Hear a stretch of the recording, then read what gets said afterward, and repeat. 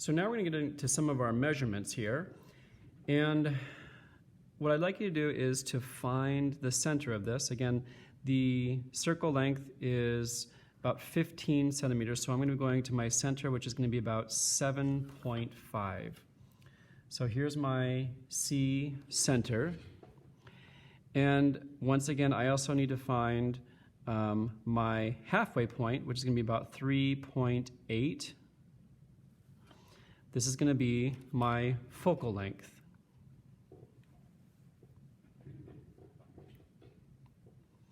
Okay, so we have a previous concept of parallel rays coming in to the mirror, and they're both going to be going through the focal point. Well, the contrary of that is true as well.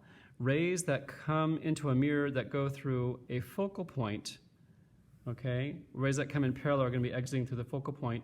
Rays that go through the focal point are also going to come out parallel.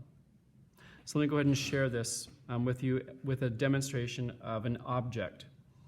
What I'd like you to do is to draw your object at about 10 centimeters away. So if you can find this, so we're going to go 10 centimeters. Okay, that's going to be the distance of my object. And I'd like you to also draw this so that it's 3 centimeters high.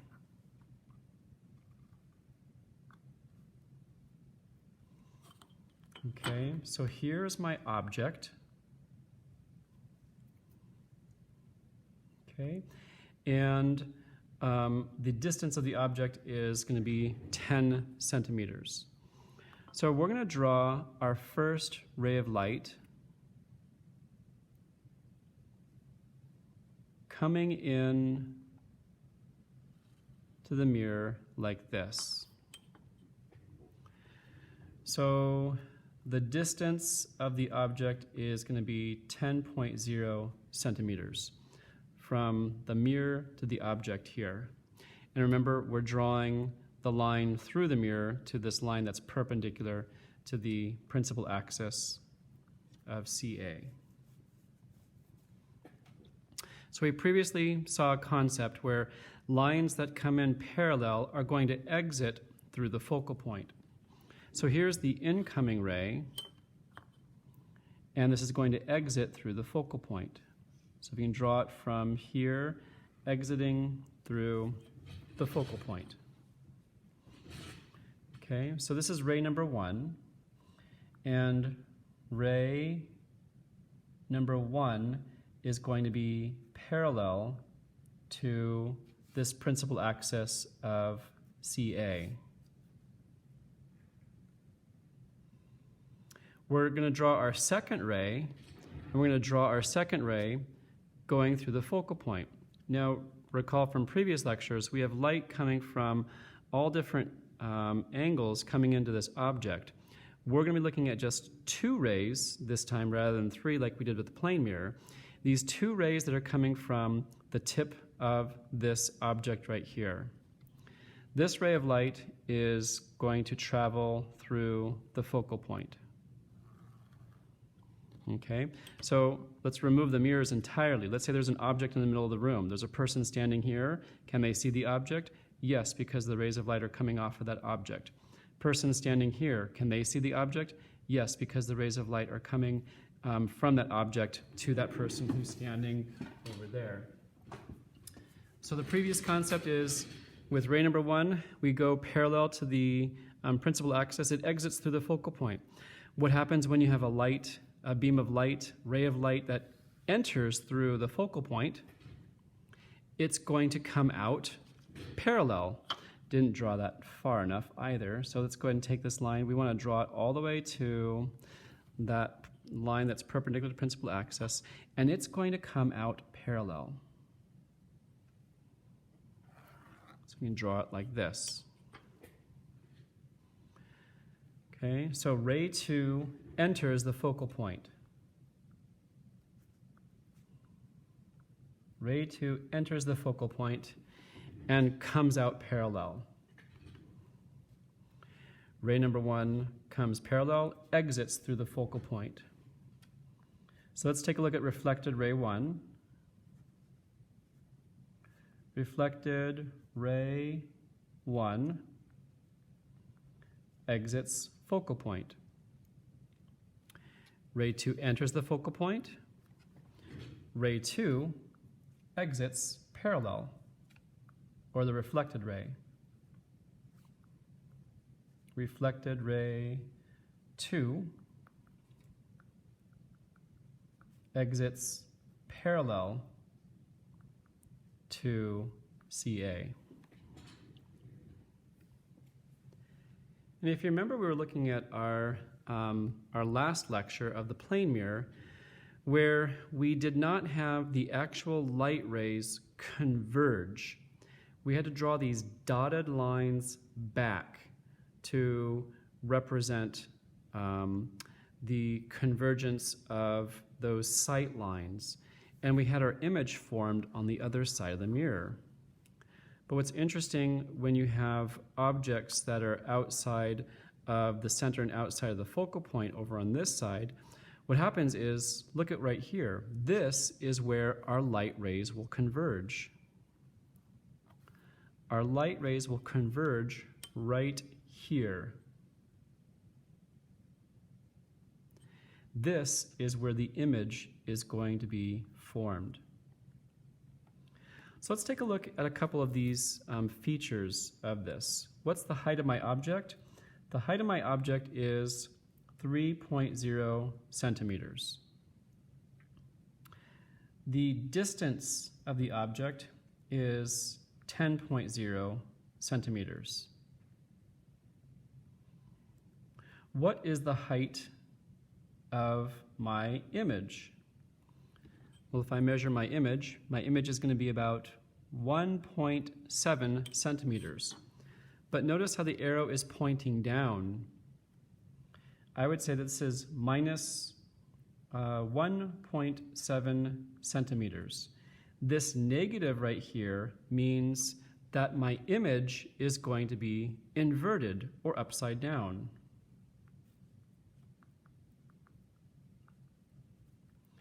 Have you ever looked into a spoon?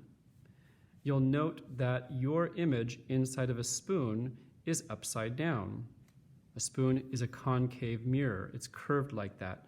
And so you're going to appear to be inverted inside of your spoon. How about the distance of the image? This is going to be about 5.4 for me, whatever it is for you. The distance of the image is equal to 5.4 centimeters. So the distance is still positive because we're on the same side of the mirror. Okay, virtual images that appear on the other side, the distances are actually going to be negative, and we'll see that in a couple other examples coming up. So the only thing that is negative here is this height of the image. However, this is now a real image. And it's a real image because the reflected light rays actually converge.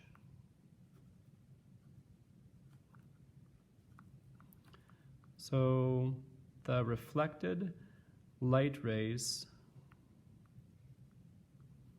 converge in front of the mirror. So it's a real image. However, what is the size of the image compared to the object? Yes, it's inverted, but what's its magnitude? And the magnitude is actually smaller. So we get a smaller image as well. So it's a real image. We also have a smaller image. So we have a smaller real image. If you look at a spoon and your image in the spoon, your image is going to appear to be very, very small. It's not going to be an accurate depiction of your size. So let me get to this concept right now. With a plane mirror, your virtual image is appearing inside the mirror. With this concave mirror, your image is appearing in front of the mirror. What does it look like to have your image appear in front of the mirror. And for that, I have a demonstration to share with you guys. Let me figure out where this is coming from. Okay, just bear with me for a minute.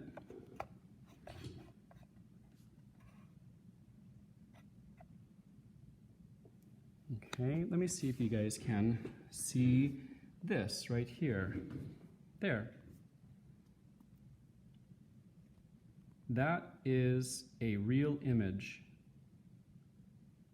There are mirrors inside of this device.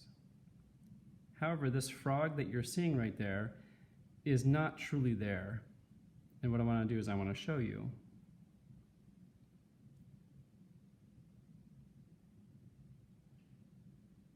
Where's the frog?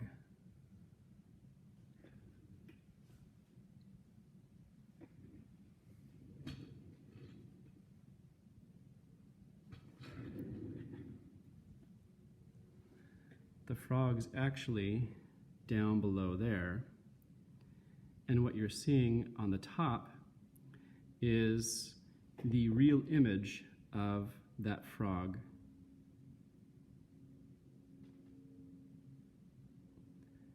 The light rays are converging in front of the mirror, and that is what you're seeing.